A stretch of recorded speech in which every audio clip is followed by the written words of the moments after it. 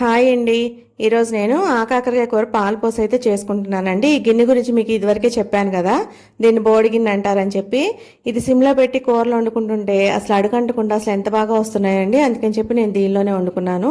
First ఉల్లిపాయ పచ్చిమిరపకాయ వేగిన తర్వాత ఈ ఆకాకరకాయ ముక్కలు కట్ చేసుకుని ఇవైతే వేసుకున్నానండి.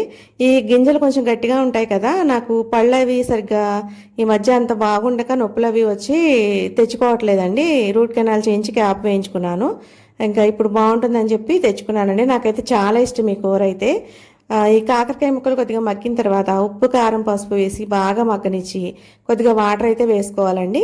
వాటర్ వేసుకున్న తర్వాత కొద్దిగా సిమ్లో పెట్టుకుని ఉడికించుకొని ఇది బాగా గుజ్జులాగా దగ్గరికి వచ్చేసిన తర్వాత దీనిలో కాచి చల్లార్చిన పాలు అయితే పోసుకుంటానండి. ఇలా పాలు వేసిన కూరలు అంటే నాకు చాలా ఇష్టం అండి. మా ఇంట్లో ఈ ఆకాకరకాయ కూర నేనే బాగా ఇష్టంగా తింటాను. ఈ ఆకాకరకాయ కూర అయితే ఇదిగో చూడండి, ఇలా దగ్గర పడి రెడీ అయిపోయింది. మీకు ఈ వీడియో నచ్చితే లైక్